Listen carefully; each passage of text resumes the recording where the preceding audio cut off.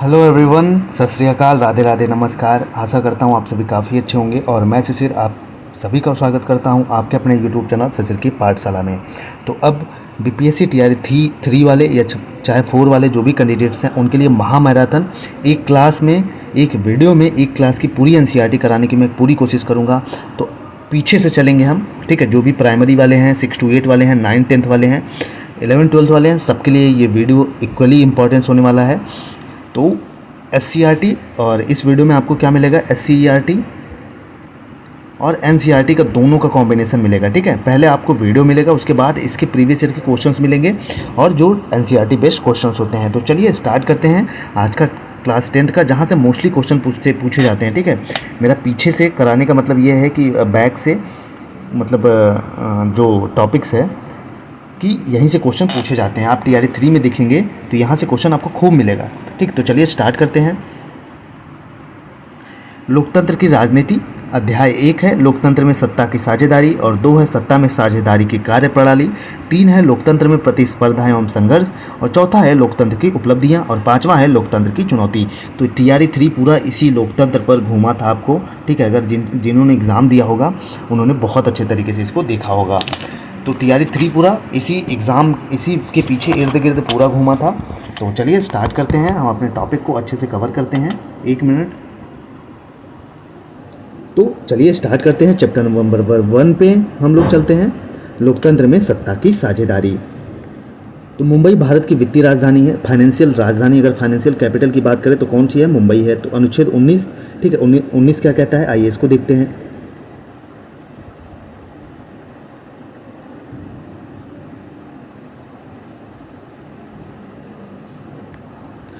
हमारे संविधान के अनुच्छेद 19 में देश में सभी नागरिकों को स्वतंत्रता का मूल अधिकार दिया गया है। बिल्कुल भाई, आर्टिकल 19 में क्या दिया गया है, स्वतंत्रता का मूल अधिकार दिया गया है।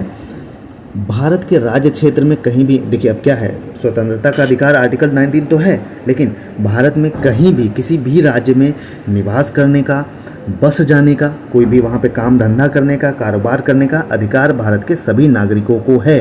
तो आर्टिकल 19 यहाँ पे इंपॉर्टेंट है, याद रख लीजिए माय डियर फ्रेंड्स। 1 मिनट मैं पेन ले लेता हूँ।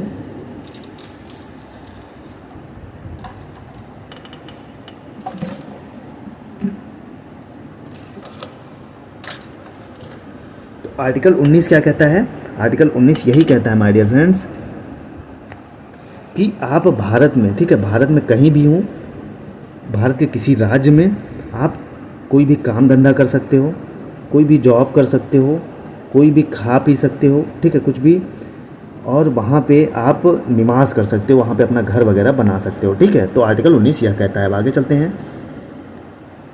अनुच्छेद 15 दिया है भाई, आइए अनुच्छेद 15 को भी देखते हैं। तो अनुच्छेद 15 क्या कहता है, आइए इसको देखते हैं।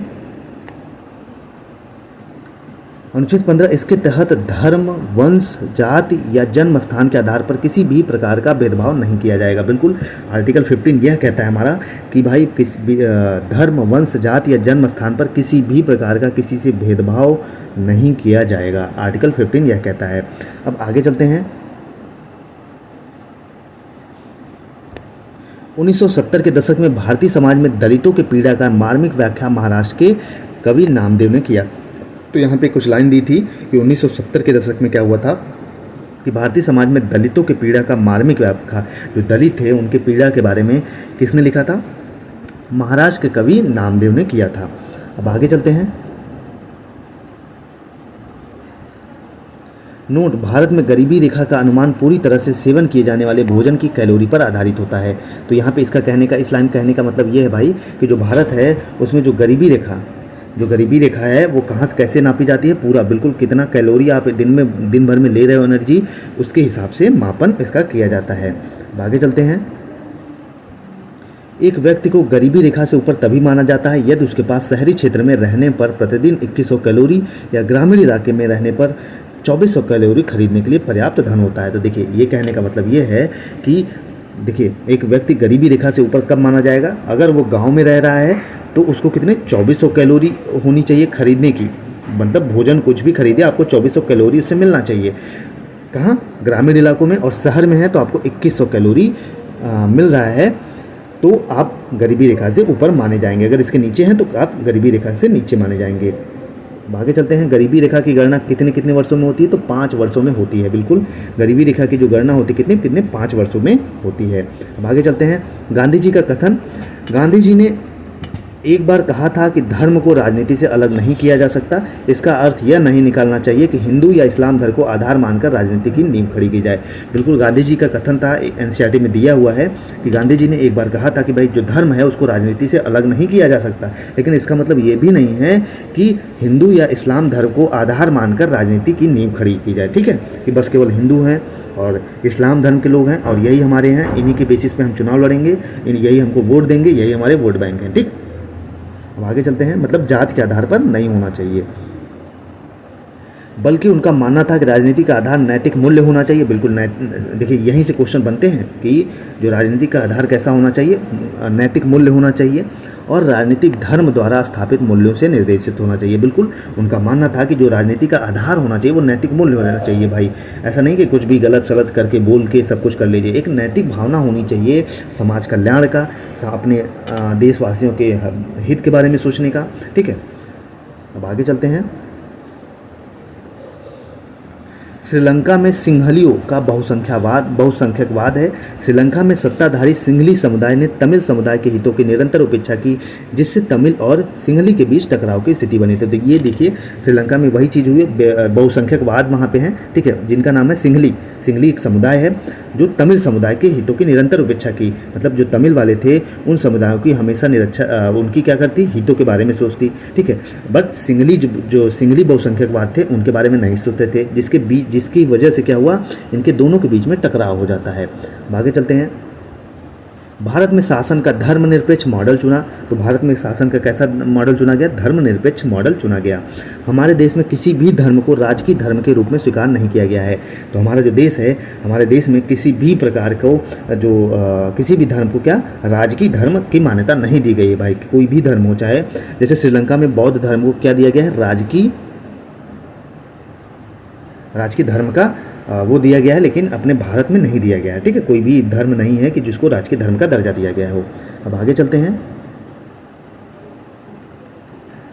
तो आगे देखेंगे, पाकिस्तान में इस्लाम धर्म को मान्यता दी गई है, राजकीय धर्म माना गया है। इंग्लैंड में ईसाई धर्म को राजकीय धर्म की मान्यता है, लेकिन भारत में ऐसा कुछ भी नहीं है। इंग्लैंड में 1918 में महिलाओं को मताधिकार का मान्यता मिली, पर सीमित अधिकार के तहत। बिल्कुल याद रखिएगा, ये क्वेश्चन पूछा जाएगा भाई, ऐसे ये ऊट पटांग क्वेश्चन पूछे जाएंगे। मैं बार बार कह रहा हूँ आपको, ठीक है, चीज़ें एक कॉपी पेन लेके बैठिए, लिख लीजिए चीज़ों को। तो इंग्लैंड में क्या होता है कि 1918 में महिलाओं को मताधिकार का हक तो मिलता है, लेकिन पूरी तरह से नहीं मिलता, एक सीमित अधिकार के तहत मिलता है।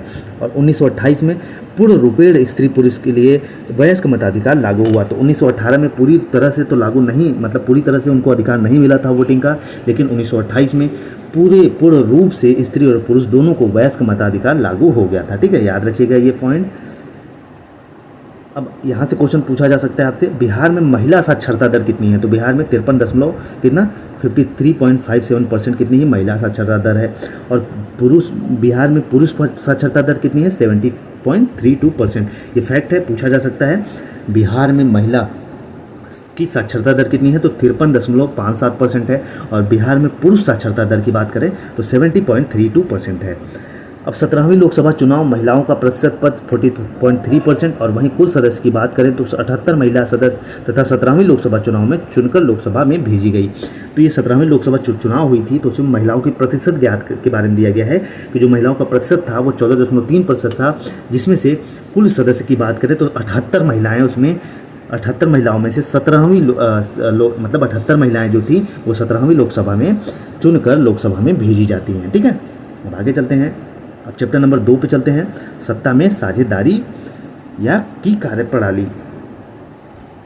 संविधान सभा का गठन कब हुआ था? तो 1946 में हुआ था। ठीक है, याद रखिएगा, ये इंपॉर्टेंट फैक्ट है। भारत में संघीय शासन व्यवस्था है। ठीक है, अब देखिए संघीय शासन व्यवस्था क्या है, इसको भी देखिए अच्छे से। यहाँ से यही कॉन्सेप्ट वाले क्वेश्चन पूछे जाते हैं और आपको लगता है कहाँ से पूछा जाता है। संघीय शासन व्यवस्था कहाँ से ली गई है? तो कनाडा के संविधान से ली गई है। आई होप सो कि यही क्वेश्चन पूछा गया था TRE 3 में। ठीक है, TRE 3 में आपसे ये क्वेश्चन एक पूछा गया था कि जो संघीय शासन व्यवस्था है कहाँ से ली गई है? तो कनाडा के संविधान से ली गई है। ठीक, देखिए अब संघीय शासन व्यवस्था क्या होती है इसको देखिए अच्छे से, मैं पूरी चीज़ अच्छे से बहुत अच्छे से करा दूंगा, बस आप वीडियो को पूरा देखिएगा। संघीय व्यवस्था की सबसे पहली शर्त के रूप में भारतीय संविधान में 2 तरह की सरकारों की व्यवस्था की गई है। तो संघीय व्यवस्था का मतलब सीधी सी बात है भाई, देखिए संघीय व्यवस्था है वर्ड, और इसमें 2 तरह की होती है सरकार, एक राज्य में होती है और एक केंद्र में होती है। ठीक है, तो यही चीज़ लिखी गई है इसमें। संघीय व्यवस्था का मतलब है कि संविधान में 2 तरह की सरकारों की व्यवस्था की गई है, पहला राज्य सरकार है और दूसरा केंद्र सरकार। ठीक, इसी को कहते हैं संघीय व्यवस्था। आगे चलते हैं। एक संपूर्ण राष्ट्र के लिए जिसे संघीय सरकार या केंद्रीय सरकार कहते हैं, और दूसरी प्रत्येक प्रांतीय या राज्य सरकार के लिए सरकार जिसे हम प्रांतीय या राज्य सरकार कहते हैं। बिल्कुल एक संपूर्ण राष्ट्र के लिए, हमारा भारत एक संपूर्ण राष्ट्र है जिसमें संघीय सरकार है या केंद्रीय सरकार कहते हैं। ठीक है, जिसको हम तो एक तरफ मतलब केंद्र में केंद्रीय सरकार है और राज्य में राज्य की सरकार है। ठीक, अब आगे चलते हैं। यहाँ से आपके बहुत कॉन्सेप्ट क्लियर होंगे और आजकल जो क्वेश्चन पूछे जाते हैं यहीं से पूछे जाते हैं सब। संविधान में स्पष्ट रूप से केंद्र और राज्य सरकार के कार्य क्षेत्र और अधिकार को बांटा गया है। विधायी अधिकारों को 3 सूची में बांटा गया है। बिल्कुल जो हमारा संविधान है, केंद्र और राज्य सरकार के जो कार्य क्षेत्र हैं, अपने अपने जो कार्य हैं, उनके अधिकारों को बांटा गया है। विधायी अधिकार जो हैं उनको 3 सूचियों में बांटा गया है। कौन कौन सी? संघ सूची, राज्य सूची, समवर्ती सूची। ठीक है, 3 बांटा गया है। कौन कौन से? संघ सूची, राज्य सूची, समवर्ती सूची। अब आइए बारी बारी से देखते हैं। अब इन तीनों सूची किसकी? संघ सूची, राज्य सूची, ठीक है, और समवर्ती सूची, इनका वर्णन किस में है? तो 7वीं अनुसूची में है। याद रखिएगा, ये इंपॉर्टेंट फैक्ट है। ठीक है, इंपॉर्टेंट लिख लीजिए इसको। तो जो तीनों सूचियां हैं इनका वर्णन किस में किया गया है? तो 7वीं अनुसूची में है। अब आगे चलते हैं। संघ सूची निम्न विषय पर कानून बना सकती है। ठीक है, संघ सूची में पूरे देश के लिए महत्व रखने वाले होते हैं। बिल्कुल देखिए, अब संघ सूची क्या होती है? संघ सूची में क्या होता है? पूरे देश के हित के लिए जो भी कार्य क्षेत्र होते हैं वो आता है। जैसे प्रतिरक्षा, विदेश की नीति, फॉरेन पॉलिसी, संचार साधन, कम्युनिकेशन इसी में आएगा, मुद्रा बैंकिंग इसी में आएगा। ये किस में आएगा? संघ सूची में आएगा, क्योंकि इसका जो अधिकार, इसका कार्य क्षेत्र है पूरे देश को कहीं ना कहीं प्रभावित करता है। तो इस पर कानून सिर्फ कौन बना सकता है भैया? हमारा केंद्र सरकार बना सकती है। ठीक है, तो केंद्र सरकार में कितने मतलब संघ सूची में टोटल 100 विषय शामिल हैं। याद रखिएगा, इंपॉर्टेंट फैक्ट, मैंने संघ सूची के बारे में क्या क्या बताया। संघ सूची इसका मतलब ये है कि उसमें केवल केंद्र सरकार कानून बना सकती है। ठीक है, इसमें कितने टोटल 100 विषय हैं और इसमें क्या क्या आता है? कम्युनिकेशन आता है, रक्षा आती है, ठीक है, हमारा मुद्रा और बैंकिंग आती है। अब राज्य सूची पे चलते हैं। स्थानीय महत्व के विषयों के बारे में, जैसे जेल हो गया, स्वास्थ्य हो गया, पुलिस आदि राज्य सूची का विषय है। इस पर राज्य सरकार कानून बना सकती है। और राज्य सूची में कितने विषय हैं? टोटल 61 विषय हैं। तो राज्य सूची क्या होती है? स्थानीय महत्व के, ठीक है, लोकल जो होते हैं राज्य के अंतर्गत आते हैं। जैसे जेल, जिसमें लोकल लोग भी प्रभावित होते हैं। ठीक, जैसे जेल हो गया, मोस्टली उसमें लोकल लोग होते हैं, जाते हैं। ठीक है, स्वास्थ्य हो गया, हेल्थ हो गया, भाई हर लोकल लेवल पे इसकी ज़रूरत है। पुलिस की हर लोकल लेवल पे ज़रूरत है। ये सब सारी चीज़ें किस में आएंगी? राज्य सूची में आएंगी। तो राज्य सूची में कितने? 61 विषय हैं और संघ सूची में टोटल 100 विषय हैं। अब चलिए चलते हैं तीसरी सूची, समवर्ती सूची में। केंद्र और राज्य दोनों के लिए महत्व रखने वाले विषयों को समवर्ती सूची में रखा गया है। तो समवर्ती सूची का मतलब ये है कि भैया केंद्र और राज्य दोनों इस पे जिस पर कानून बना सके, ये सारी चीज़ें किस में आती हैं? समवर्ती सूची में आती हैं।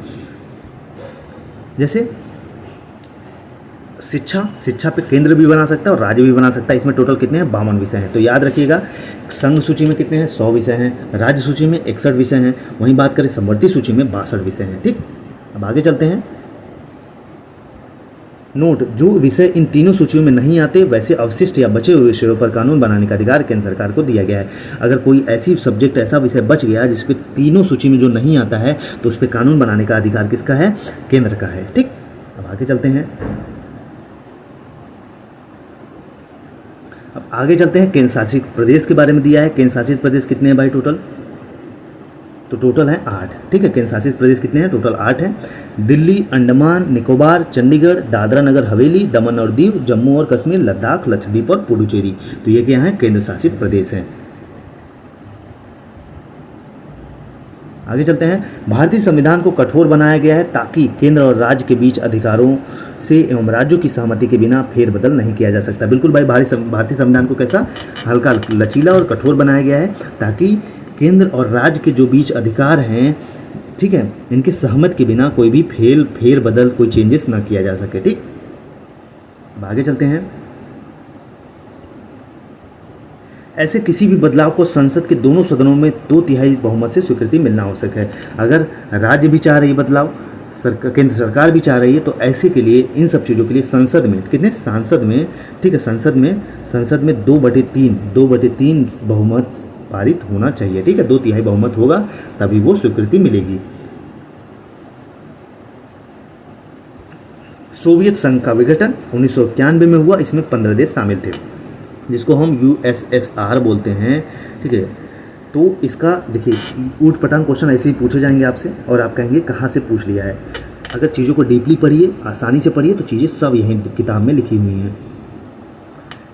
तो सोवियत संघ पहले इसका विघटन कब हुआ? 1991 में हुआ। इसमें कितने देश शामिल थे? 15 देश शामिल थे। सोवियत संघ में साम्यवादी सरकार थी। तो सोवियत संघ में कैसी सरकार थी? साम्यवादी सरकार थी। अब आगे चलते हैं। सोवियत संघ के विघटन का कारण इसने उज्बेकिस्तान तथा अन्य भिन्न भाषा संस्कृति वाले क्षेत्रों की आकांक्षाओं हितों की अनदेखी तथा उन पर रूसी आधिपत्य को प्रयत्न का बढ़ावा दिया। अन्य राष्ट्रीयता और जातिजाओं को शिकायत भी थी। सब अपने सबसे बड़े गणराज्य रूस की भाषा एवं संस्कृति उन पर थोप रहे थे। तो देखिए सीधी से मतलब है यहाँ पे सोवियत संघ का विघटन का कारण क्या था, यहाँ से क्वेश्चन पूछा जा सकता है। तो इसका सीधी सी बात है कि इसने क्या किया, सोवियत संघ ने उज्बेकिस्तान तथा अन्य भिन्न जो संस्कृति वाले जो भाषा संस्कृति जहाँ की भाषा अलग अलग थी, तो उन क्षेत्रों की क्या की, उनके हितों को अनदेखा किया। उनकी जो आकांक्षाएँ थी, उनको जो विशेष थी, उसको अनदेखा किया गया तथा उन पर ज़बरदस्ती आधिपत्य थोपा गया चीज़ें, ठीक है, ज़बरदस्ती चीज़ें थोपी जा रही थी और उन पर कोशिशें की गई कि हम मतलब इनके ऊपर राज करें, ठीक। वहीं बात करें अन्य राष्ट्रीयता और जातीय को, मतलब जो अन्य राष्ट्रीय थे इसमें जो देश शामिल थे और उनको जो जाति लोग थे, इनको शिकायत थी कि अपने जो रूस की भाषा है वो उन पर रूस की जो भाषा और संस्कृति है ये इस पर थोप रहे हैं, ठीक, और सब जो देश हैं। तो यही एक विघटन का कारण था। आगे चलते हैं। सत्ता की हिस्सेदारी में रूसी नागरिकों की प्रधानता थी और यही सब कारण से सोवियत रूस का विघटन हुआ। तो सत्ता की हिस्सेदारी की बात करें तो रूसी नागरिक थे उनकी प्रधानता थी, ठीक है, उनका जो था मतलब हक ज़्यादा था, उनका अधिकार ज़्यादा था। यही सब कारण क्या था, सोवियत रूस का विघटन हुआ। तो सोवियत रूस का विघटन कब हुआ? 1991 में, ठीक है। कारण क्या था ये भी बता दिया। यहीं से ऐसे क्वेश्चन ऊट पटांग पूछे जाएंगे। देखिए वेस्ट इंडीज़ संघवाद, भाई इसको देखते हैं। वेस्ट इंडीज़ में 1958 में वेस्ट इंडीज़ संघ की स्थापना हुई। तो वेस्ट इंडीज़ में 1958 में क्या होती है? वेस्ट इंडीज़ संघ की स्थापना होती है। लेकिन केंद्रीय सरकार की कमजोरी एवं संघीय इकाइयों की राजनीतिक प्रतिस्पर्धा के कारण 1962 में यह भंग हो गई। तो होता क्या है कि केंद्रीय सरकार कमज़ोर हो गई थी वहाँ पे, ठीक है, केंद्र सरकार कमज़ोर पड़ गई और जो संघीय इकाइयाँ थी वो मतलब राजनीतिक स्पर्धा, पॉलिटिकल कंपटीशन की वजह से क्या हुआ कि 1962 में जो सोवियत संघ था, वेस्ट इंडीज़ संघ था, ये भंग हो जाता है। लेकिन 1973 में चिगुआ रायस संधि के द्वारा इन स्वतंत्र प्रायद्वीपों ने एक साझी संसद, सर्वोच्च न्यायालय तथा मुद्रा और कैरिबियन समुदाय नामक साझा बाजार जैसी संयुक्त संस्थाएं बनाई और आगे यहाँ लोकतंत्र का मार्ग प्रशस्त हुआ। तो ये कहने का मतलब ये है कि लेकिन आगे चल के 1973 में क्या हुआ, वेस्ट इंडीज़ के लोगों ने चिगुआ सराय संधि के द्वारा एक चिगुआ सराय संधि की, जिसमें क्या किया कि भैया एक सांसद, एक पार्टिसिपेट करके सांसद बनाया, सर्वोच्च न्यायालय बनाया, मुद्रा बनाई, ठीक है, एक समुदाय बनाया, पार्टनरशिप में मार्केट बनाई, ठीक है, ये सब संस्थाएं बनाई और यहीं से उन लोगों के लिए क्या होता है, लोकतंत्र का मार्ग आगे चल के उनके लिए खुलते हैं मतलब, ठीक। अब नाइजीरिया में संघवाद, आइए देखते हैं नाइजीरिया का भाई काहे छोड़े नाइजीरिया में संघवाद। 1950 में नाइजीरिया में संघीय व्यवस्था स्थापना की गई, लेकिन नाइजीरिया की बड़ी जाति समूह एरुबा, इबो, हौसा, फुलानी के द्वारा अपने प्रभाव को बढ़ाने के प्रयास हुए। एक मिनट,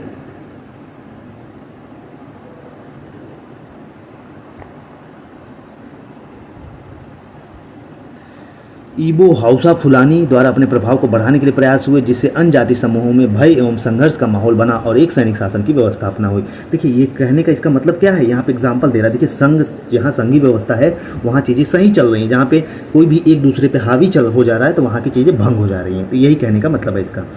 तो जैसे यहाँ पे भी हुआ, 1950 में नाइजीरिया में संघीय व्यवस्था की स्थापना की गई थी, लेकिन क्या हुआ कि नाइजीरिया के जो बड़ी कुछ समूह जाति थे, जैसे एरुबा था, इबो था, हौसा था, फुलानी, ये लोग अपना प्रभाव, ठीक है, अपना प्रभाव बढ़ाने के लिए, अपना प्रभुत्व स्थापित करने के लिए जो अन्य जाति समूह थे उनमें भय का, उनमें संघर्ष का माहौल बना दिया, जिसकी वजह से क्या हुआ कि वो वहाँ पे सैनिक शासन की व्यवस्था लागू हुई।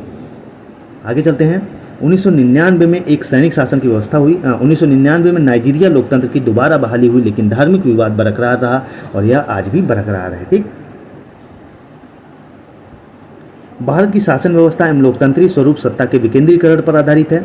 विकेंद्रीकरण का अर्थ होता है सत्ता को छोटी छोटी इकाइयों में बांटना, जैसे पंचायत, नगर परिषद। देखिए यहाँ से समझिए विकेंद्रीकरण का मतलब क्या होता है। आपने खूब सुना होगा विकेंद्रीकरण, सत्ता का विकेंद्रीकरण। क्या होता है सत्ता का विकेंद्रीकरण, आइए समझाता हूँ।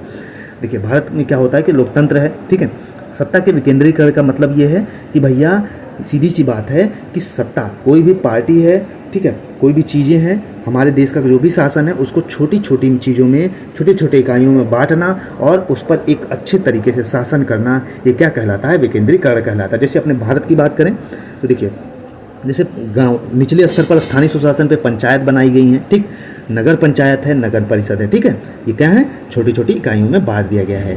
अब आगे चलते हैं। किसी राज्य के अस्तित्व और उसकी भौगोलिक सीमाओं के स्थायित्व पर संसद का नियंत्रण है। अगर किसी राज्य है भाई, अस्तित्व और उसका भौगोलिक सीमाओं, जो उसकी भौगोलिक, किसी राज्य का जो भौगोलिक सीमाएं हैं, ठीक है, जो बाउंड्री लाइंस हैं, उस स्थायित्व पर किसका नियंत्रण है, संसद का, हमारे पार्लियामेंट का है। ठीक, अब आगे चलते हैं। वह किसी राज्य की सीमा या नाम में परिवर्तित कर सकती है। बिल्कुल भाई, संसद हमारे, देखिए सीधा से कहने का मतलब ये है कि भाई जो संसद है, किसी भी राज्य की जो बाउंड्री लाइन होती है उस पर उसका अधिकार है, और जब तक संसद ना चाहे तो उसमें परिवर्तन नहीं हो सकता। ठीक, इस पर शक्ति का दुरुपयोग रोकने के लिए प्रभावित राज्यों के विधानमंडल को भी विचार व्यक्त करने का अवसर दिया जाता है। तो जैसे अब भाई मान लीजिए संसद तो दुरुपयोग भी कर सकता है, लेकिन होता क्या है कि जो राज्य है, राज्य के जो विधानमंडल होते हैं वो भी अपना विचार, अपने थॉट्स को शेयर कर सकते हैं। ठीक, अपना वक्तव्य दे सकते हैं। संघ और उसका राज्य क्षेत्र, आइए इसको देखते हैं। ठीक है, यहाँ से क्वेश्चन खूब पूछे जाएंगे, मैं बार बार कह रहा हूँ। जिसने मन से इस वीडियो को देख लिया और नोट्स बना लिया, वादा है आपके बहुत मोस्टली क्वेश्चन हो जाएंगे बीपीएससी टीआरई 3 और 4 के। भारत राज्यों का संघ है जिसमें 28 राज्य और 8 केंद्र शासित प्रदेश हैं। बिल्कुल, राज्यों का संघ का क्या मतलब है कि भाई जैसे भारत राज्यों का संघ है, भारत जो देश बना है ये भारत हो गया।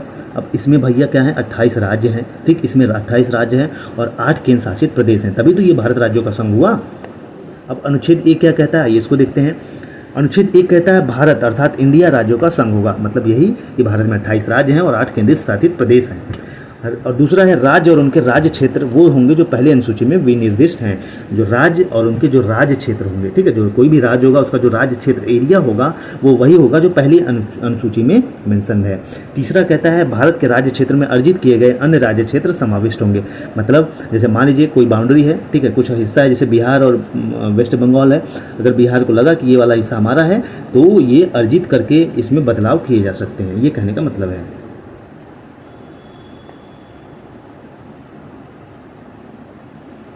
अब आगे चलते हैं।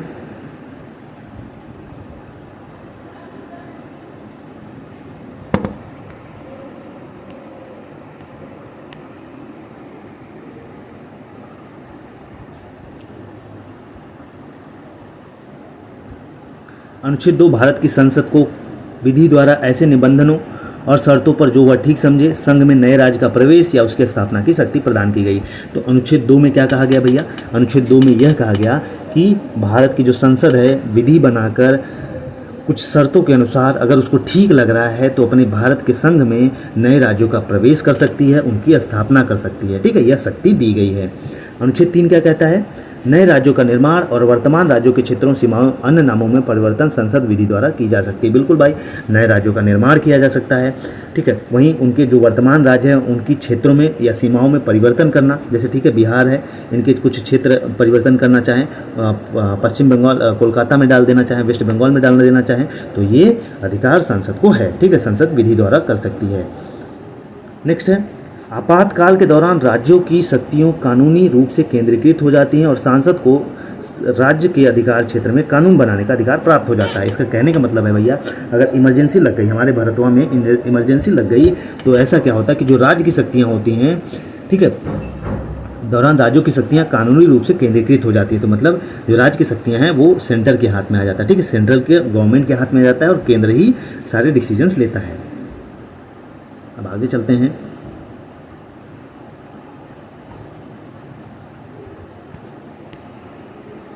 छोटा हो जा रहा है भाई टच होके बार बार ये। अब राष्ट्रपति भैया, राष्ट्रपति साहब के बारे में कुछ आपातकालीन शक्तियां दी गई हैं, आइए इसको देखते हैं। आपातकाल से संबंधित उपबंध भारतीय संविधान के भाग 18 के अनुच्छेद 352 से 360 के अंतर्गत मिलता है।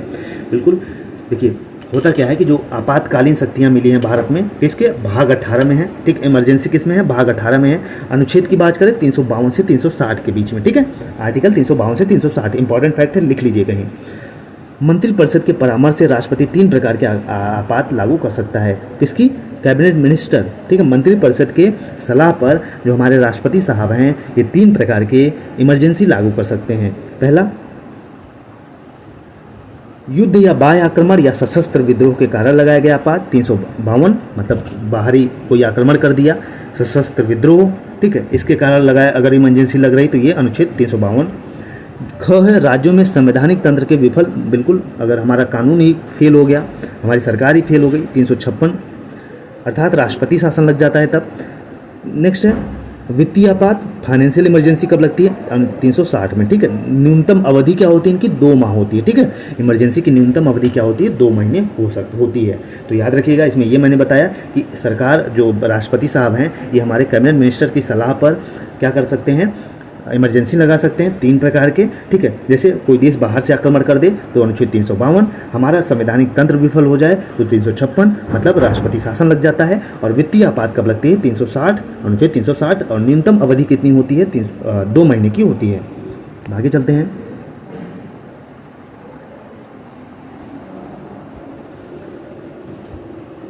राज्यपाल राज्य विधानमंडल द्वारा पारित किसी विधेयक को राष्ट्रपति की मंजूरी के लिए तथा राज्य सरकार को हटाने तथा विधानसभा को भंग करने की सिफारिश भी राष्ट्रपति को भेज सकता है। तो देखिए, राज्यपाल जो भैया, राज्य का राज्यपाल, राज्य का मुखिया राज्यपाल, तो करता क्या है कि राज्य विधानमंडल द्वारा अगर कोई विधेयक, कोई कानून पारित हो रहा है तो क्या हो सकता है, वो राष्ट्रपति के पास मंजूरी के लिए, जैसे किसी राज्य को हटाना हुआ तथा विधानसभा को भंग करना हुआ, तो इसकी सिफारिश राष्ट्रपति से कर सकता है या राष्ट्रपति के पास भेज सकता है। अब आगे चलते हैं, संविधान के 2 अनुच्छेद के बारे में देख लेते हैं भैया क्या क्या दिया है। संविधान के 2 अनुच्छेद, अनुच्छेद 33 तथा अनुच्छेद 34 संघ सरकार की शक्ति के उस स्थिति में काफ़ी बढ़ा देते हैं जब देश के किसी क्षेत्र में सैनिक शासन लागू हो, संसद को अधिकार मिल जाता है, वहाँ पर विशेष कानून बनाने का अधिकार मिल जाता है। देखिए, ये 2 अनुच्छेद ऐसे हैं 33 और 34 जो हमारे संघ सरकार की शक्ति होती है बहुत ज़्यादा बढ़ा देती है जब देश के किसी क्षेत्र में सैनिक शासन हो, ठीक, वहाँ पे संसद को ये अधिकार मिल जाता है विशेष कानून बनाने का, ठीक, यही कहने का इसका मतलब है। आगे चलते हैं भैया, बिहार की झलक देख लेते हैं। बिहार में पंचायत राज की एक झलक देखते हैं। बिहार में स्वशासन की जड़ें काफ़ी पुरानी हैं। वैशाली की लिच्छवी गणतंत्र लोकतांत्रिक स्वशासन अच्छा उदाहरण है। बिहार में क्या है, स्वशासन की जड़ें काफ़ी पुरानी है भैया। वैशाली की लिच्छवी एक गणतंत्र लोकतांत्रिक स्वशासन का अच्छा उदाहरण है। वैदिक ग्रंथों में सभा और समिति का उल्लेख आता है, किसमें, वैदिक ग्रंथों में। तो आगे महात्मा गांधी के कुछ कथन दिए गए थे एनसीईआरटी में। हमारे राष्ट्रपिता महात्मा गांधी कहा करते थे कि भारत की आत्मा गाँवों में बसती है। तो जो महात्मा गांधी जी थे वो हमेशा कहा करते थे भैया कि जो हमारी आत्मा है वो गाँवों में बसती है।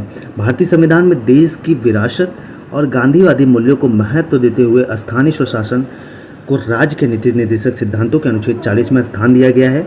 अनुच्छेद 40 ग्राम पंचायतों का संगठन से संबंधित है। तो यहाँ ये इंपॉर्टेंट फैक्ट हो जाता है कि भैया DPSP, ठीक है, directive principle of state policy के अनुसार अनुच्छेद 40 में ग्राम पंचायतों के गठन के बारे में दिया गया है। अब आगे चलते हैं, बलवंत राय मेहता समिति की आती है, ठीक है, आइए इसके बारे में पढ़ते हैं। राष्ट्रीय स्तर पर पंचायती राज प्रणाली की विधिवत शुरुआत बलवंत राय मेहता समिति की अनुशंसों के आधार पर 2 अक्टूबर 1959 को राजस्थान के नागौर जिले से हुई। तो अगर बात करें बलवंत राय मेहता समिति की, भाई उनके अनुशंसा पर क्या होता है कि 2 अक्टूबर 1959 को सबसे पहले पंचायती राज व्यवस्था कहाँ, राजस्थान के नागौर जिले से लागू होती है। 1959 में आंध्र प्रदेश में पंचायती राज व्यवस्था लागू हुई थी। तो याद रखिएगा ये फैक्ट कि आंध्र प्रदेश में कब लागू हुई थी, तो 1959 में। अब आगे चलते हैं। अब इनकी जो समिति थी, इनकी क्या, इसके बारे में पढ़ते हैं। बलवंत राय मेहता समिति ने पंचायत व्यवस्था के लिए त्रिस्तरीय सुझाव दिया था। तो जो बलवंत राय मेहता समिति साहब थे, बलवंत राय ने क्या कहा कि इन्होंने सुझाव दिया कि जो हमारी पंचायती व्यवस्था होनी चाहिए वो त्रिस्तरीय होनी चाहिए। क्या? ग्राम स्तर पर ग्राम पंचायत होनी चाहिए, प्रखंड स्तर पर पंचायत समिति या क्षेत्रीय समिति होनी चाहिए, और जिला स्तर पर जिला परिषद होना चाहिए। अब आगे चलते हैं। पूरे देश में पंचायती राज व्यवस्था में एकरूपता लाने के लिए सन 1991 में 73वां संविधान संशोधन विधेयक संसद में लाया गया। तो होता क्या है कि पंचायती राज व्यवस्था में एकरूपता लाने के लिए क्या होता है कि 1991 में कौन सा संशोधन? 73वां संविधान संशोधन, 73वां याद रखिएगा, ठीक, 73वां संविधान संशोधन लाया जाता है 1991 में। 23 दिसंबर 1992 को क्रमशः लोकसभा एवं राज्यसभा द्वारा पारित हो जाता है। तो देखिए याद रखिएगा, यहाँ से इंपॉर्टेंट फैक्ट्स है कि पंचायती राज व्यवस्था कौन से संविधान संशोधन के थ्रू लाया गया? तो 73वां संविधान संशोधन। कब? 1991 में ये संसद में लाया गया, 23 दिसंबर को या 22 दिसंबर को 1992 को ये लोकसभा और राज्यसभा से पारित हो जाता है। अब आगे चलते हैं। फलतः संविधान को एक नए भाग 9 में पंचायत शीर्षक के अंतर्गत पंचायती राज अधिनियम सम्मिलित हो गया। तो भाग 9 जुड़ जाता है संविधान में हमारे 73वें संविधान संशोधन के थ्रू, जिसको हम कहते हैं पंचायती राज अधिनियम, ठीक है। तथा इसमें कितने 13 अनुच्छेद वाला एक भाग और अनुच्छेद 243 रखा गया। 13 आर्टिकल इसमें एक भाग मतलब 9, ठीक है, और 13 अनुच्छेद इसमें और 243 अनुच्छेद रखा गया, ठीक है।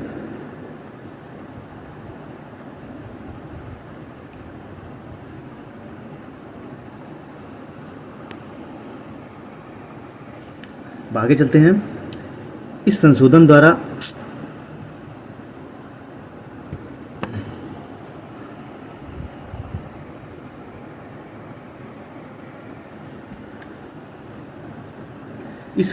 एक नई अनुसूची 11वीं अनुसूची जोड़ी जाती है, ठीक है। कौन सी 11वीं अनुसूची जोड़ी जाती है? इसमें 29 मुद्दे को सम्मिलित किया गया है, ठीक। अब आगे चलते हैं, 29 विषय हैं इसमें। अब बिहार में पंचायती राज का स्वरूप कैसा है इसको देख लेते हैं, यहाँ से क्वेश्चन पूछे जा सकते हैं। तो ग्राम पंचायत है भाई, पंचायत समिति है और जिला परिषद है। आगे चलते हैं।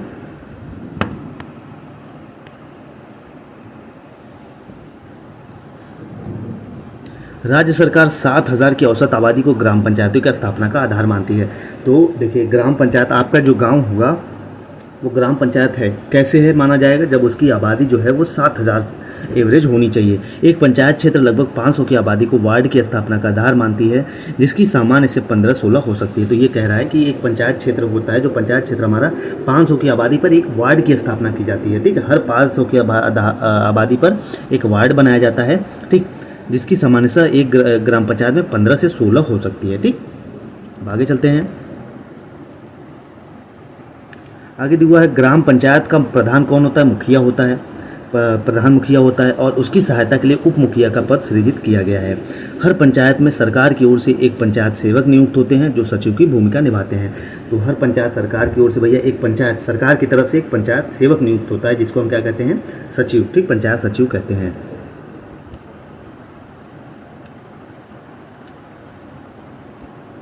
प्रत्येक ग्राम पंचायत में ST, SC, OBC, BC आदि के जनसंख्या के आधार पर हर जगह आरक्षित करने का प्रावधान है। बिल्कुल भाई, हर ग्राम पंचायत में आरक्षित सीटें हैं SC, ST, OBC, BC के लिए, ठीक है, जनसंख्या के आधार पर।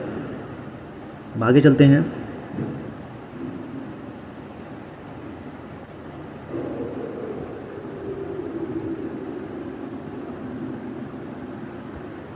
बिहार पंचायती राज अधिनियम 2006 के तहत महिलाओं के लिए संपूर्ण सीटों की में आधा सीट अर्थात 50% आरक्षण प्रावधान है।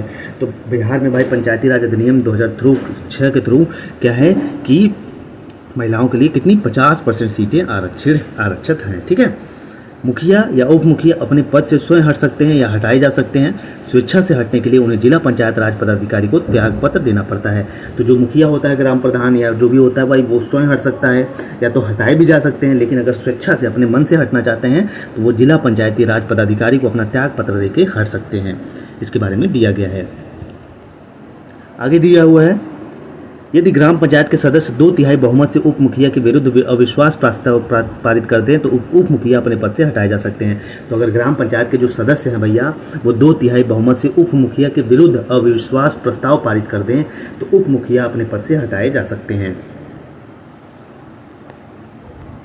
अब ग्राम पंचायत के कार्य क्या क्या हैं, आइए इसको देखते हैं। तो पंचायत क्षेत्र के विकास के लिए वार्षिक योजना एवं वार्षिक बजट तैयार करना, बिल्कुल वार्षिक योजना, प्लानिंग की एक साल में क्या काम होने हैं और कितने पैसे आने हैं। प्राकृतिक विपदा में सहायता, बिल्कुल अगर प्राकृतिक कोई आपदा आती है तो उसमें हेल्प करना, सार्वजनिक संपत्ति से अतिक्रमण हटाना, अगर किसी ने अतिक्रमण कर लिया है, कोई पब्लिक वाली प्लेस है, जगह है, तो उसको हटाना, स्वैच्छिक श्रमिकों को संगठित करना और सामुदायिक कार्य में स्वैच्छिक सहयोग करना, ये है ग्राम पंचायत के कार्य। अब ग्राम पंचायत के आय, पैसा कहाँ से आता है, आइए इसको देख लेते हैं।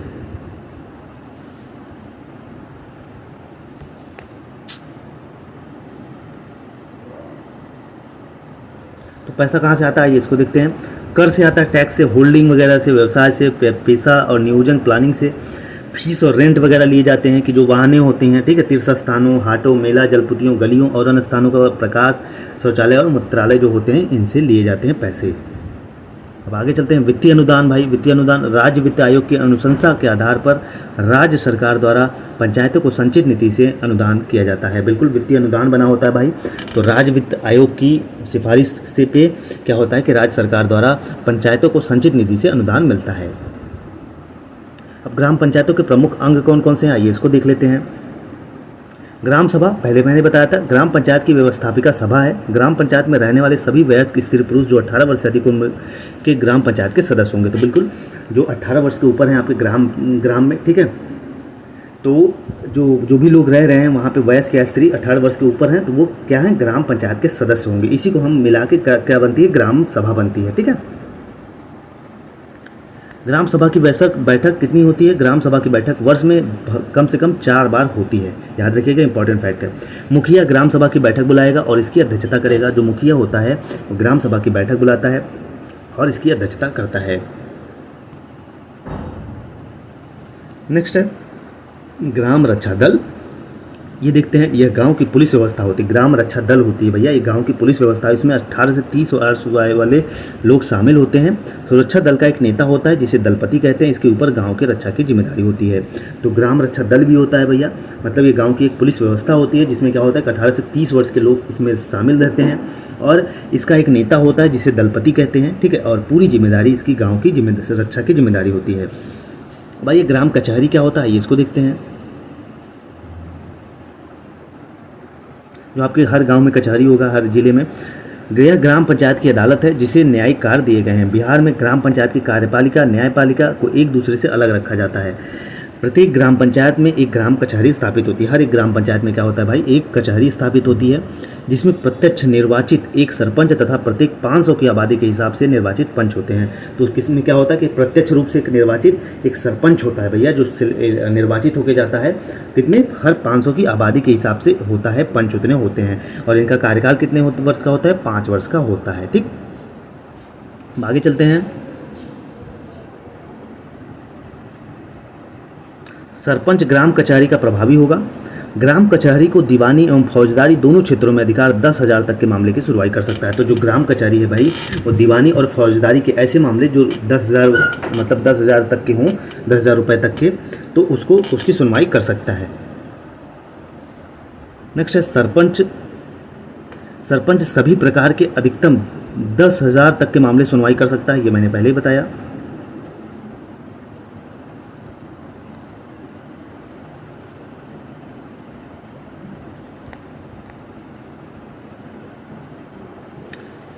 ग्राम कचहरी में एक न्याय मित्र और एक न्याय सचिव भी होता है, ठीक है। ये सारी चीज़ें बस एक बार रीडिंग लगा लीजिए, जो ज़रूरी है उसको कवर करना बहुत ज़रूरी है, जहाँ से क्वेश्चन पूछे जाते हैं।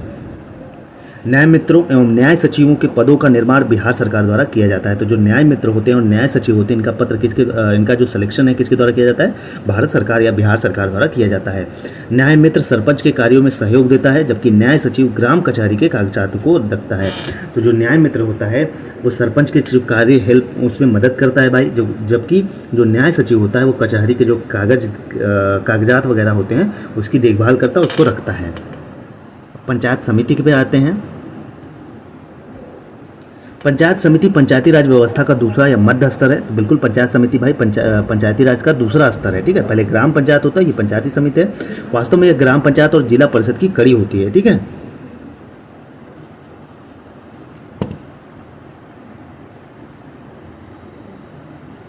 आगे है बिहार में 5,000 की आबादी पर पंचायत समिति के सदस्य चुने जाते हैं। तो जब अगर 5,000 की आबादी है तो आपके यहाँ क्या होगा, पंचायत समिति होगी, ठीक है। इसके अतिरिक्त पंचायत समिति के क्षेत्र के अंतर्गत आने वाले समिति के प्रमुख का चुनाव अप्रत्यक्ष रूप से किया जाता है। ये सब सारी चीज़ें बहुत आसान है, रीडिंग लगाने लायक है ये सब। ग्राम पंचायत समिति का प्रधान कौन होता है भैया?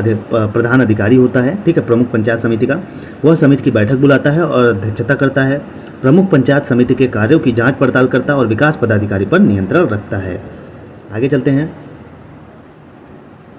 प्रखंड विकास पदाधिकारी पंचायत समिति का पदेन सचिव होता है। तो अगर पूछे पंचायत समिति का पदेन सचिव कौन होता है, तो प्रखंड विकास पदाधिकारी होता है। वह प्रमुख के आदेश पर पंचायत समिति की बैठक बुलाता है। वह पंचायत समिति के निर्णयों को क्रियान्वित करता है तथा उसके कोष से धन खर्च करता है। तो भैया इनका काम क्या है कि पंचायत समिति की बैठक बुलाते हैं, ठीक है, और पंचायत समिति के जो भी डिसीजन वगैरह होते हैं उन पर एक्टिविटीज़ क्या डिसीजन लेना है वो करता है, और उसी के कोष से किसके? प्रखंड विकास पदाधिकारी, ठीक है, के कोष से पैसे निकालता है, ठीक, और खर्च करता है।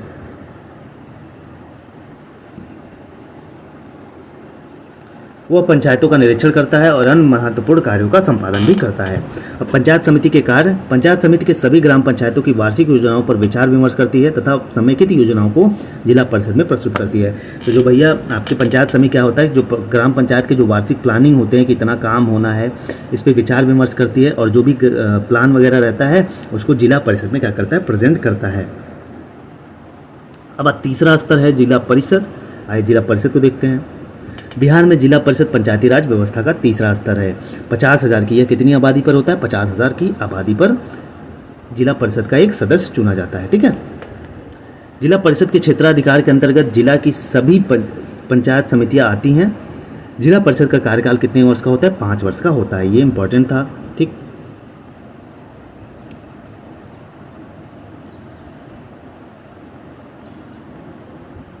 आगे चलते हैं। जिले की सभी पंचायत समितियों के प्रमुख इसके सदस्य होते हैं। प्रत्येक जिला परिषद का एक अध्यक्ष एवं उपाध्यक्ष होता है। तो हर जिला परिषद का एक अध्यक्ष भी होता है और एक उपाध्यक्ष भी होता है। इनका निर्वाचन जिला परिषद के सदस्य अपने सदस्यों के बीच से पंचायती राज व्यवस्था को सुदृढ़ और शक्तिशाली बनाने के लिए करती है। तो इनका जो निर्वाचन होता है भैया, जो जिला परिषद के सदस्य होते हैं अपने सदस्यों के बीच में ही क्या होता है? सेलेक्ट कर लेते हैं इनको, ठीक है।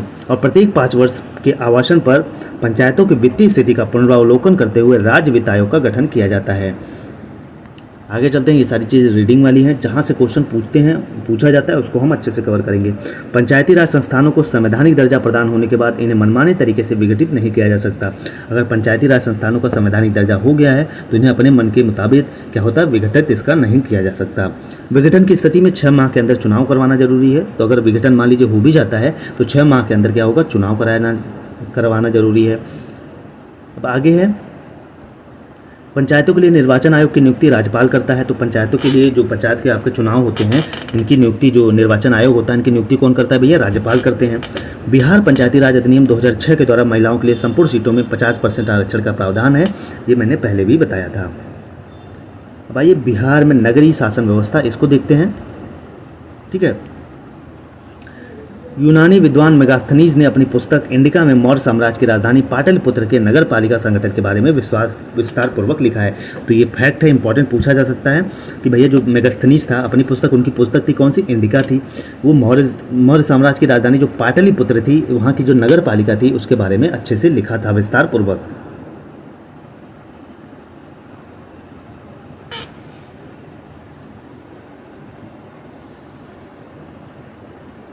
आगे चलते हैं।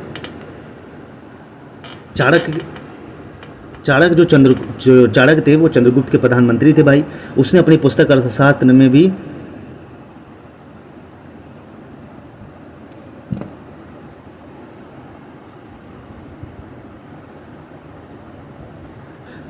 वो कॉल की वजह से डिस्टर्बेंस था। ग्राम पंचायतों की तरह नगरीय शासन व्यवस्था, भारतीय संसद ने 74वां संविधान संशोधन 1992 में पारित करके नगरीय शासन व्यवस्था को सर्वप्रथम संवैधानिक मान्यता प्रदान की। तो ग्राम पंचायतों की तरह नगरीय शासन व्यवस्था को भी कौन सा? देखिए, ग्राम पंचायत 73वां संविधान संशोधन होता है और इसमें 74वां संविधान संशोधन होता है नगरीय शासन व्यवस्था में। 1992 में ये पारित होता है, ठीक है, और इनको संवैधानिक मान्यता प्रदान होती है। नगर पालिका के कार्यक्षेत्र विशेष संविधान की 12वीं अनुसूची में, वो 11वीं, ये 12वीं में, ठीक, याद रखिएगा। नगरीय शासन व्यवस्था के 3 प्रकार का मुख्य संस्थाएं निम्न हैं। तो जो नगरीय शासन व्यवस्था होती है, जहां नगर पालिका होती है, जिसको नगर पालिका बोलते हैं, नगर पंचायत, नगर परिषद, नगर निगम, इसमें 3 होता है, ठीक है, 3 संस्थाएं होती हैं। अब आइए नगर पंचायत क्या होता है इसको देख लेते हैं। ऐसे स्थान गांव से शहर का रूप लेते हैं, वहाँ स्थानीय शासन चलाने के लिए नगर पंचायत गठन किया जाता है। तो भाई ऐसे स्थान जहाँ जो गांव से शहर के रूप ले लेते हैं, वहाँ पे क्या होता है कि स्थानीय शासन चलाया जाता है, ठीक, वहाँ पर नगर पंचायत का गठन होता है। जिस शहर की जनसंख्या कितनी होती है, लगभग 12,000 से 40,000 के बीच पे हो, वहाँ क्या होगा, एक नगर पंचायत की स्थापना होगी, ठीक। आगे है नगर पंचायत के लिए आवश्यक शर्त, वयस्कों की 3/4 जनसंख्या कृषि से भिन्न कार्य संलग्न हो। तो मतलब सीधी सी बात है, नगर पंचायत के लिए आवश्यक शर्त ये होती है कि भैया जनसंख्या जितनी टोटल जनसंख्या उसका 3/4 जनसंख्या कृषि से अलग कार्य में हो, मतलब खेती वेती ना करे वो और सब काम करें, ठीक है, जो भी चीज़ें हैं, तो वो क्या हो जाएगा, नगर पंचायत की ये शर्त होती है। अब आगे चलते हैं। नगर पंचायत के सदस्य वहाँ के वार्डों से मतदाताओं द्वारा सीधे चुनकर जाते हैं। तो जो भैया नगर पंचायत के सदस्य होते हैं, ये जो वार्ड बनाए जाते हैं, वार्डों से सीधे जो मतदाता होते हैं इस वार्ड में, वो डायरेक्ट सेलेक्ट करते हैं इनको, मतलब चुनाव के जाते हैं। कुछ सदस्यों को मनोनयन राज्य सरकार करती है, कुछ सदस्य जो होते हैं उनका राज्य सरकार भी करती है। अब आगे चलते हैं।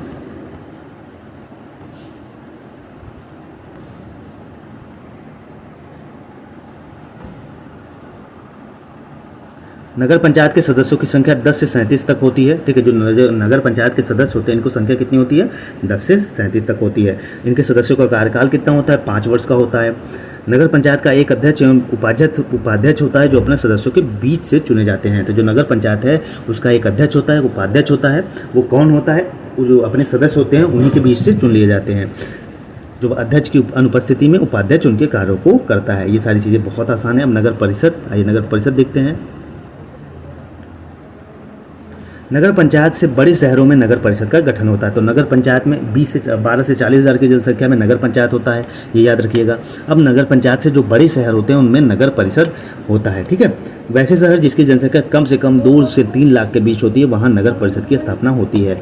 तो ऐसी शहर जिसकी जनसंख्या कम से कम 2 से 3 लाख के बीच होती है, वहाँ नगर परिषद होता है, ठीक है, याद रखिएगा ये डाटा। अब आगे है। नगर परिषद का गठन शहर से की जाती है जहां पूरी जनसंख्या का 3/4 भाग अपनी आजीविका के लिए कृषि छोड़ अन्य कार्यों में लगा रहता है। साथ ही इन शहरों की जनसंख्या का घनत्व होता है पर 1 किलोमीटर कितने 400 व्यक्ति होने चाहिए, ठीक है। तो ये हो जाता है नगर पालिका, नगर परिषद। अब नगर परिषद के अंग देखते हैं, इसमें कौन कौन होते हैं। देख रहे हैं, आपके चुनाव होता होगा आपके यहाँ, पार्षद का चुनाव आ गया है। इसकी समितियाँ कौन होती हैं, इसके अध्यक्ष उपाध्यक्ष कौन होते हैं, ठीक है, कार्यालय पदाधिकारी कौन होते हैं, आइए इसको देख लेते हैं। नगर पार्षद के सदस्य पार्षद या कमिश्नर कहलाता है। इसकी सदस्यता कम से कम 10 और अधिक से अधिक 40 होंगी, ठीक है। इसकी सदस्य संख्या कितनी होगी, जो नगर पार्षद होता है कम से कम 10 और ज़्यादा से ज़्यादा 40 होनी चाहिए। आगे है। नगर पार्षद के 80% सदस्य निर्वाचित होते हैं, 20% सदस्य मनोनीत होते हैं। तो जो नगर पार्षद होता है इसके 80% सदस्य क्या होते हैं, निर्वाचित होते हैं, और 20% सदस्य क्या होते हैं, मनोनीत होते हैं, ठीक है। मतलब सरकार द्वारा चुने जाते हैं, और 80% क्या होता है, निर्वाचित इलेक्शन के थ्रू जाते हैं। पार्षद का कार्यकाल भी 5 वर्ष का होता है, याद रखिएगा। राज्य सरकार पूरी पार्षद को भंग कर सकता है। नगर पार्षद की बैठक महीने में 1 बार होती है। तो जो राज्य सरकार है ये पूरी पार्षद जो है उसको भंग भी कर सकता है, और इनकी बैठक कितनी होती है, महीने में 1 बार होती है। नगर पार्षद के सदस्य अपने में से एक अध्यक्ष उपाध्यक्ष का चयन करते हैं, ये पहले भी बताया मैंने। अब समितियाँ, आइए इसकी समितियाँ कौन कौन होती हैं इसके बारे में देख लेते हैं। नगर परिषद के कार्यों को सुचारू रूप से संचालन के लिए नगर परिषद की नई समितियां होती हैं, कई समितियां होती हैं। समितियों को नगर पार्षद नियुक्त करता है। अब जैसे इन समितियों में उसे 6 सदस्य होते हैं। ये समितियां अलग अलग विषयों के लिए होती हैं। हर विषय के लिए एक समिति बना दी जाती है। जैसे शिक्षा समिति शिक्षा पे काम करेगी, जन स्वास्थ्य समिति जन स्वास्थ्य पे काम करेगी, हेल्थ वगैरह पे, वित्त समिति वित्त इस पे फाइनेंशियल वाली चीज़ों पे काम करेगी, और अस्पताल समिति अस्पताल पे काम करेगा। अध्यक्ष एवं उपाध्यक्ष, आइए इसको देखते हैं। अध्यक्ष, बिहार के प्रत्येक नगर परिषद में एक मुख्य पार्षद अध्यक्ष एवं पार्षद उपाध्यक्ष होता है। इन दोनों का चुनाव नगर पार्षद के सदस्यों से होता है। इनका कार्यकाल भी कितने वर्ष का होता है, 5 वर्ष का होता है। आगे चलते हैं।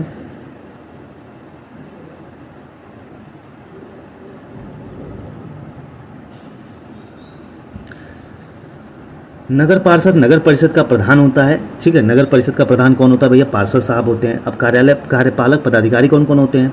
प्रत्येक नगर परिषद में कार्यपालक पदाधिकारी का पद होता है। इसकी नियुक्ति कौन करता है? राज्य सरकार करता है, ठीक है। अब आगे चलते हैं, नगर परिषद के कार्य क्या क्या होते हैं इसको देख लीजिए। नगर की सफाई करवाते हैं भैया, देखते हैं होंगे वो कूड़ा वाला या ये सब सारी वीडियोस आप देखते होंगे। सड़कों गलियों का प्रबंधन करना, पीने के पानी, नाली की सफाई आदि जैसे अनेक इसके कार्य हैं।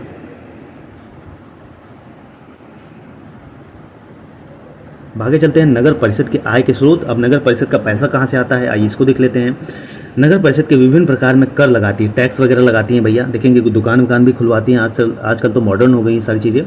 कर वसूली, मकान कर, पानी कर, रोशनी कर, नाली का, बाजार कर, मनोरंजन कर, ये सारी चीज़ें वसूली करती है। शहर में चलने वाली बैलगाड़ी, टमटम, साइकिल, रिक्शा आदि पर नगर पंचायत कर वसूलती है, ठीक है। शहरों में जो चलते हैं ना, ई रिक्शा वगैरह चलाते हैं, वो टैक्स देते हैं बेचारे, ऐसे नहीं चलते जो गाँव से आते हैं शहर में चलाते हैं। इसके अलावा राज्य सरकार समय समय पर अनुदान भी देती है, जिसे आय के रूप में जाना जाता है। अब आइए आगे चलते हैं, नगर निगम।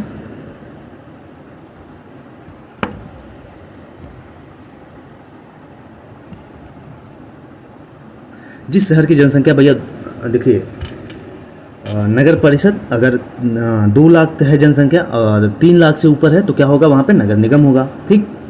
वैसे शहरों में नगर निगम की स्थापना की जाती है। बिहार में सर्वप्रथम 1952 में पटना में नगर निगम स्थापना हुई थी, याद रखिएगा ये फैक्ट। ये सारी चीज़ें बस रीडिंग लगाने वाली लायक है, क्योंकि ये सारी चीज़ें आसान है बहुत, आपको समझना है बस। प्रत्येक नगर निगम को जनसंख्या के अनुरूप कई क्षेत्रों में विभक्त किया जाता है, जिसे वार्ड कहा जाता है। तो हर नगर निगम की जो जनसंख्या होती है उनके क्षेत्रों को क्या किया जाता है, वार्ड दिया जाता है, जिसे क्या कहते हैं, वार्ड कहते हैं। भारत में सर्वप्रथम 1688 ईस्वी में मद्रास चेन्नई नगर निगम की स्थापना की गई थी। अगर भारत में बात करें तो 1688 ईस्वी में सबसे पहले नगर निगम की स्थापना कहाँ हुई थी? मद्रास में हुई थी, चेन्नई में, ठीक है। बिहार में नगर निगम में 50 स्थान महिलाओं के लिए आरक्षित कर दिया गया है, ये बताया था मैंने। बिहार में एक नगर निगम में वार्डों की न्यूनतम संख्या 37 और अधिकतम 75 हो सकती है। पटना में नगर निगम में 75 वार्ड हैं। तो क्या है कि बिहार में जो एक नगर निगम है भाई, उनकी न्यूनतम संख्या कितनी होती है? 37 होती है, और अधिकतर की बात करें तो 75 होती है। पटना नगर निगम में 75 वार्ड हैं, ठीक है। अब नगर निगम के भिन्न अंग हैं भाई। निगम परिषद होता है, महापौर, उप महापौर, सशक्त स्थानीय समितियाँ होती है, परामर्शदात्री समितियाँ होती हैं, और नगर आयुक्त होता है, ठीक है। नगर आयुक्त तो भैया सेलेक्ट होकर आते हैं एग्ज़ाम वगैरह देके। अब नगर आयुक्त कौन होता है ये इसको देखते हैं। नगर निगम के इस पदाधिकारी की नियुक्ति बिहार सरकार द्वारा की जाती है, मैंने पहले ही बताया। नगर आयुक्त नगर निगम का मुख्य प्रशासक होता है, ठीक है। अध्याय 3। अब आइए चैप्टर नंबर 3 पे चलते हैं, लोकतंत्र में प्रतिस्पर्धा एवं संघर्ष, ठीक। यहाँ से होगा असली खेल चालू। 15 अगस्त 1947 को ब्रिटिश दासता से मुक्त होकर भारत ने 26 जनवरी 1950 को संविधान लागू किया। तो भैया 15 अगस्त 1947 को हमारा देश आज़ाद हो जाता है, ठीक, ब्रिटिशर से, अंग्रेजों से। अब 26 जनवरी 1950 को क्या होता है, संविधान लागू कर दिया जाता है।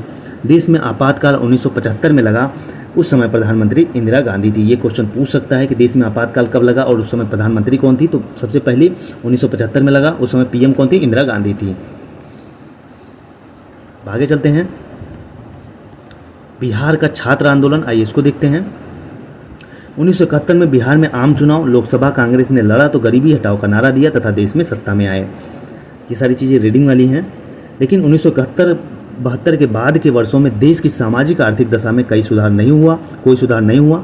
बांग्लादेश से आए शरणार्थी के चलते अर्थव्यवस्था और लड़खड़ा गई। तो कुछ लोग बांग्लादेश से भी आ जाते हैं शरणार्थी, ठीक है। इससे भारत की अर्थव्यवस्था और गड़बड़ हो जाती है। अंतर्राष्ट्रीय स्तर पर भी बांग्लादेश की स्थापना के बाद संयुक्त राज्य अमेरिका ने भारत को हर तरह की सहायता पर पाबंदी लगा दी तथा देश की अर्थव्यवस्था आंधों मुंह गिरने लगी। तो जो अंतर्राष्ट्रीय इंटरनेशनल लेवल पर, ठीक है, तो बांग्लादेश की जब स्थापना हो जाती है तो उसके बाद क्या होता है कि संयुक्त राज्य अमेरिका भाई वो भारत को हर तरफ से जो हेल्प वगैरह करता था उस पर पाबंदी लगा देता है, जिससे हमारे देश की अर्थव्यवस्था और गड़बड़ होती जाती है। आगे बिहार के छात्रों ने आंदोलन की अगुवाई के लिए जयप्रकाश नारायण को आमंत्रित किया। अब भैया यहीं से एंट्री होती है जयप्रकाश नारायण साहब की। जयप्रकाश नारायण ने संपूर्ण क्रांति का स्थापना किया और इसके माध्यम से जयप्रकाश नारायण का उद्देश्य भारत में सच्चा लोकतंत्र स्थापित करना था, ठीक है। अब आगे चलते हैं। फिर बाद में इंदिरा गांधी ने 1975 में आपातकाल लगाकर इस आंदोलन को दमन किया। तो 1975 में क्या होता है, इंदिरा गांधी ने इमरजेंसी लगा देती हैं वो, ठीक है, जिससे जो जयप्रकाश नारायण के द्वारा जो आंदोलन शुरू किया गया था ये मतलब ख़त्म हो जाता है। अब आते हैं चिपको आंदोलन। इसके नेतृत्वकर्ता कौन रहते हैं भैया? सुंदरलाल बहुगुणा, याद रखिएगा। इसका स्थान कहाँ पे होता है? उत्तराखंड में होता है, ठीक। चिपको आंदोलन, यहाँ से इंपॉर्टेंट चीज़ें स्टार्ट होंगी। आइए इसको देखते हैं। चिपको आंदोलन में महिलाओं ने महत्वपूर्ण भूमिका निभाई थी। ऐसा कौन सा आंदोलन था जिसमें महिलाओं ने महत्वपूर्ण भूमिका निभाई थी? तो चिपको आंदोलन। इस आंदोलन में लोग पेड़ को बचाने के लिए पेड़ से चिपक पड़े थे। अब दलित पैंथर्स क्या होता है, आइए इसको देखते हैं। दलित पैंथर्स महाराष्ट्र के दलितों को सामाजिक आर्थिक बदलाव से संबंधित है। महाराष्ट्र ने दलितों हितों दावेदारी के लिए 1972 में दलित युवाओं का संगठन का स्थापना हुआ, जिसे दलित पैंथर्स कहा जाता है। तो महाराष्ट्र में क्या होता है भैया? दलित पैंथर्स एक होते हैं कि दलित होते हैं, ठीक है। इनका एक इनके आर्थिक चीज़ों में बदलाव होता है, तो उसी को कहा जाता है दलित पैंथर्स कहा जाता है, ठीक है। तो महाराष्ट्र में होता क्या है कि 1972 में दलित युवा रहते हैं वो एक अपना संगठन बनाते हैं, ठीक है, जिसको क्या बोला जाता है? दलित पैंथर्स कहा जाता है, ठीक। अब आगे चलते हैं। भारतीय किसान यूनियन, आइए इसको देखते हैं। भारतीय किसान यूनियन के प्रमुख महेंद्र सिंह टिकैत एवं इसके राष्ट्रीय समायोजन समिति के संयोजक एमवीर सिंह थे। तो भारतीय किसान यूनियन का प्रमुख जो रहते हैं भैया वो महेंद्र सिंह टिकैत होते हैं, ठीक है। और इसके राष्ट्रीय समायोजन समिति के संयोजक कौन होते हैं? एमवीर सिंह थे। आगे चलते हैं। जिन्होंने चेतावनी दी कि यदि भारत की कृषि को विश्व व्यापार संगठन के दायरे से बाहर रखने के लिए आवश्यक कदम नहीं उठाया तो देश को इसके आर्थिक सामाजिक परिणाम भुगतने होंगे। परिणाम स्वरूप बड़ा किसान आंदोलन हुआ। तो इन्होंने चेतावनी दी थी भैया कि भारत के कृषि को, जो भारत का कृषि है उसको वर्ल्ड, ठीक है, जो ट्रेड ऑर्गेनाइजेशन था इसके दायरे से बाहर रखने के लिए आवश्यक मतलब उसको बाहर रखा जाए। अगर ऐसा कदम नहीं किया गया तो भारत में क्या होगा कि आर्थिक सामाजिक जो परिणाम होगा वो भुगतने होंगे, मतलब फाइनेंशियल क्राइसिस होगी। और इसके बाद क्या होता है कि एक बड़ा किसान आंदोलन होता है। अब आइए ताड़ी विरोधी आंदोलन, ये एग्जाम इंपॉर्टेंट है, ठीक, पूछ सकता है आपसे। दक्षिण राज्य आंध्र प्रदेश में ताड़ी विरोधी आंदोलन हुआ। तो ताड़ी विरोधी आंदोलन कहाँ पर होता है? आंध्र प्रदेश में। इस आंदोलन के जरिए महिलाएं अपने आस पड़ोस में मदिरा की बिक्री पर पाबंदी मांग कर रही थी। तो ताड़ी विरोधी आंदोलन क्या किससे संबंधित था? ये होता क्या है कि इसमें ये आंध्र प्रदेश से शुरू होता है और उसमें क्या होता है कि महिलाएं जो रहती हैं कि आस पड़ोस में जहाँ पे शराब वगैरह बिक्री होती है उन पर रोक के लिए मांग कर रही थी। आगे होता है वर्ष 1992 के सितंबर अक्टूबर माह में वहाँ की ग्रामीण महिलाओं शराब के विरुद्ध आंदोलन करके अपनी ग्रामीण अर्थव्यवस्था को ठीक करना चाहती थी। तो होता क्या है कि 1992 में भाई बिल्कुल शराब वगैरह बिक्री होती थी जिसपे बच्चों पे गलत असर पड़ता था। तो अपनी ग्रामीण अर्थव्यवस्था को ठीक करना चाहते थे, इसके लिए उन्होंने क्या किया? आंदोलन किया, जिसको ताड़ी विरोधी आंदोलन कहते हैं। आइए आगे देखते हैं क्या है इसमें। अत्यधिक मर्द नशा का शिकार हो रहे थे, ठीक है, जिनसे वहाँ के घरों की आर्थिक स्थिति खराब हो रही थी। तो नारा मतलब ताड़ी की बिक्री बंद करो, यह नारा था नारा विरोधी आंदोलन का। आगे चलते हैं नर्मदा आंदोलन, आइए इसको देखते हैं। 1980 के बाद 8वें दशक के प्रारंभ में मध्य प्रदेश के नर्मदा घाटी के विकास परियोजना के तहत गुजरात, महाराष्ट्र और मध्य प्रदेश में से गुजरने वाली नर्मदा और उसकी सहायक नदी पर 30 बड़े बांध, 135 मंझोले बांध तथा 300 छोटे बांध बनाने का सरकार द्वारा प्रस्ताव रखा गया। होता क्या है कि 1980 में भैया कि भारत नर्मदा घाटी परियोजना लाई जाती है, जिसके तहत क्या होता है कि गुजरात, महाराष्ट्र और मध्य प्रदेश से जो नर्मदा नदी कहाँ से गुजरती है? गुजरात, महाराष्ट्र और मध्य प्रदेश से। और उसकी जो सहायक नदियाँ थी उस पर क्या होता है कि नर्मदा घाटी परियोजना के थ्रू 30 बड़े बांध बनाने की योजना थी और 135 मंझले छोटे बांध बनाने की योजना थी और 300 सबसे छोटे बांध सरकार ने प्रस्ताव रखा था। अब आगे क्या होता है, जिसमें काफ़ी सारे गांव के डूबने की आशंका बढ़ गई। लाखों लोग इससे प्रभावित हो रहे थे, इसलिए नर्मदा बचाओ आंदोलन शुरू हुआ। तो इससे क्या होता भैया कि जो अगल बगल वाले गांव थे वो डूब जाते, ठीक है। तो इससे गांव बहुत प्रभावित होता, लाखों लोग प्रभावित होते, जिसके खिलाफ लोगों ने आंदोलन किया, जिसको कहते हैं नर्मदा बचाओ आंदोलन। और देखिए ये यहाँ से क्वेश्चन पूछ सकता है, नर्मदा आंदोलन के नेतृत्वकर्ता कौन कौन थे? तो मेधा पाटेकर थे, ठीक है। इन्होंने ही नारा दिया नर्मदा बचाओ। अब सूचना का अधिकार आंदोलन, आइए इसको भी देख लेते हैं। इस आंदोलन की शुरुआत राजस्थान से होती है, ठीक है। किसकी? सूचना का अधिकार आंदोलन। सूचना के अधिकार का मामला प्रथम बार 1990 में राजस्थान के एक पद पिछड़े क्षेत्र भीम तहसील में सर्वप्रथम उठाई गई। उसके अंतर्गत ग्रामीणों ने प्रशासन से अपने वेतन एवं भुगतान बिल उपलब्ध कराने को कहा। ग्रामीण को लग रहा था कि उन्हें दिए गए मजदूरी में भारी घपला हो रहा है। 2004 में सूचना के अधिकार संबंधी विधेयक को भारतीय संसद में उपस्थित किया गया और 12 अक्टूबर 2005 में राष्ट्रपति से स्वीकृति पाकर अधिनियम का रूप धारण किया, अर्थात सूचना का अधिकार अधिनियम 12 अक्टूबर 2005 को लागू किया गया। तो देखिए अभी आपकी ये क्वेश्चन पूछा गया था, ठीक है, सूचना का अधिकार अधिनियम बीपीएससी टीआरई 3 में आप जाके देख लीजिएगा। अभी जो ये कैंसिल हुआ है, मैं बार बार कह रहा हूँ क्वेश्चन आपके यहीं से पूछे गए हैं घुमा फिरा के, ठीक है। जो पढ़ेगा, जो डिटेल में पढ़ेगा वो क्वेश्चन को करेगा। देखिए सीधी सी बात ये होती है भैया कि जो सूचना का अधिकार आंदोलन रहता है ये राजस्थान से शुरू होता है कि लोगों को क्या लगता है कि जो जॉब वगैरह करते रहते हैं फैक्ट्रीज में, तो वो अपने वेतन और भुगतान, ठीक है, अपने बिल, उनका बिल मांगते हैं, ठीक है, लेकिन क्या होता है कि सरकार देने से मना करती है। ऐसे वहाँ की पब्लिक को लग रहा था कि बहुत बड़ा घपला हो रहा है, ठीक है, तो उसके खिलाफ आंदोलन जारी करते हैं। और 2004 में क्या होता है कि एक विधेयक भारतीय संसद में उपस्थित होता है, प्रस्तुत किया जाता है और 12 अक्टूबर 2005 को राष्ट्रपति से स्वीकृति मिल जाती है, जिसके खिलाफ जिसके थ्रू बन जाता है क्या, 12 अक्टूबर 2005 को लागू हो जाता है भारत का सूचना अधिकार अधिनियम 2005। ये क्वेश्चन पूछा गया है बीपीएससी टीआरई में। अब बोलीविया में जनसंघर्ष, आइए बोलीविया में जनसंघर्ष। देखिए बोलीविया जो आया था ना, इस्लामिया, ये सब अब यहीं से है, सब सारे क्वेश्चन आपको यहीं से मिल जाएंगे माय डियर फ्रेंड्स। जो अच्छे से पढ़ेगा वो अच्छे से करेगा। बोलीविया के लोगों ने पानी के निजीकरण के विरुद्ध एक सफल संघर्ष का प्रारंभ किया। तो जो बोलीविया के लोग रहते हैं, पानी का प्राइवेटाइजेशन हो रहा था, ठीक है, तो उसके खिलाफ एक संघर्ष प्रस्तुत करते हैं। बोलीविया लैटिन अमेरिका का एक गरीब देश है। तो बोलीविया कहाँ का है भैया? लैटिन अमेरिका का एक गरीब देश है। पानी का निजीकरण होने से पानी की कीमत में 4 गुना वृद्धि हो गई। भाई अगर कोई चीज़ प्राइवेट हो जाएगी तो उसकी कॉस्ट बढ़ जाएगी, तो यही होता है बोलीविया में भी। तो जो पानी रहता है उसका दाम कितना होता है, इसमें 4 गुना की वृद्धि हो जाती है, दाम 4 गुना बढ़ जाते हैं। परिणाम स्वरूप जनता ने आंदोलन किया। अंततः पानी की कंपनी को शहर छोड़कर भागना पड़ा और सरकार ने पानी की व्यवस्था कम कीमत में वहाँ के लोगों को उपलब्ध कराया। तो देखिए सीधा से इसका मतलब ये है कि बोलीविया में पानी जो था उसको प्राइवेटाइजेशन करा जा रहा था, ठीक है, और ये लैटिन अमेरिका का एक छोटा सा गरीब देश है, ठीक है, बोलीविया।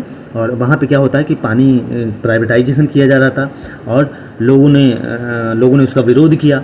और प्राइवेटाइजेशन की वजह से क्या होता है कि जो पानी का मूल्य रहता है वो उसमें 4 गुना की वृद्धि हो जाती है, ठीक है। और वहाँ की जनता ने आंदोलन किया और वहाँ की जो पानी की कंपनी थी वो छोड़कर भाग गई और सरकार ने उस पानी की व्यवस्था क्या की, कम प्राइस पर कर दिया, ठीक है। यही था बोलीविया का संघर्ष। अब बांग्लादेश में लोकतंत्र के लिए संघर्ष होता है, आइए इसको देखते हैं। शेख मुजीब और अमावी लीग ने 26 मार्च 1971 को बांग्लादेश की स्वतंत्र की घोषणा की। तो बांग्लादेश कब स्वतंत्र होता है? 26 मार्च 1971 को, ठीक है, और शेख मुजीब और अमावी लीग ने इसकी घोषणा की थी। अब आइए आगे चलते हैं।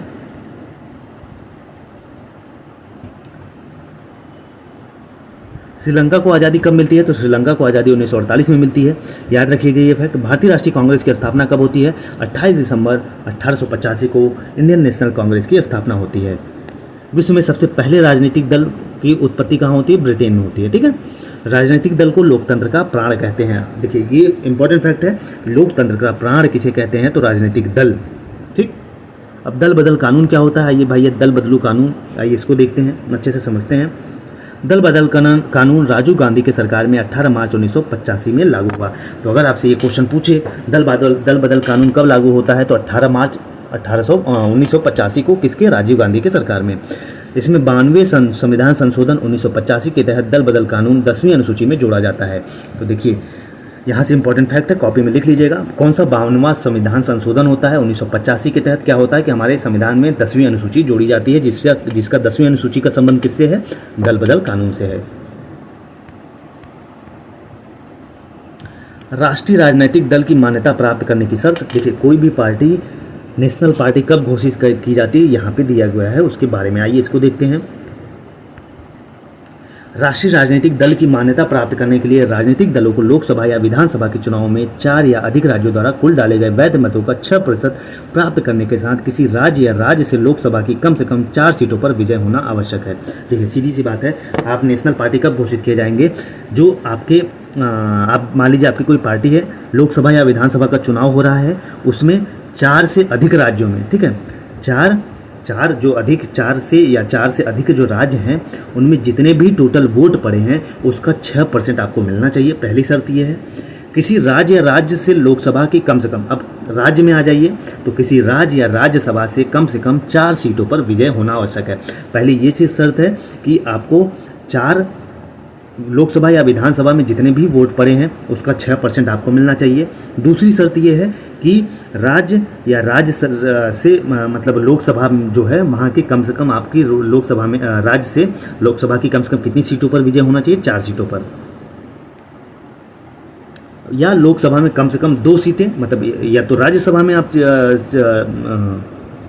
मतलब लोकसभा की कम से कम 4 सीट ही जीतना आवश्यक है, ठीक है। और दूसरी शर्त यह है कि लोकसभा में कम से कम 2 सीटें अर्थात 11 सीटें जीतना आवश्यक है, ठीक है, जो कम से कम 3 राज्यों में होना चाहिए। अब राजनीतिक दल के बारे में महत्वपूर्ण जानकारियाँ आइए इसको देखते हैं, यहाँ से भी क्वेश्चन खूब पूछा गया है, ठीक है। भारतीय राष्ट्रीय कांग्रेस की स्थापना कब होती है? 1885 में। कांग्रेस पार्टी में कई बार विभाजन हुआ, अभी इसे कांग्रेस के नाम से जाना जाता है। कांग्रेस की एक धर्मनिरपेक्ष पार्टी है, यह विश्व के पुराने राजनीतिक दलों में से एक है। 2004 में संयुक्त प्रगतिशील गठबंधन यूपीए बनाकर यह दल देश पर शासन कर रहा है, ठीक है। अब भारतीय जनता पार्टी, आइए इसको देख लेते हैं। भारतीय जनता पार्टी 1980 में भारतीय जनसंघ के स्थान पर भारतीय जनता पार्टी का गठन हुआ। भारतीय जनता पार्टी के प्रथम अध्यक्ष कौन थे? अटल बिहारी वाजपेयी थे। तो इतना याद रखिए, देखिए आरजेडी यही पूछा था, आरजेडी की स्थापना कब होती है, ठीक है। मैं बार बार कह रहा हूँ, यहाँ से क्वेश्चन पूछे जाएंगे आपसे।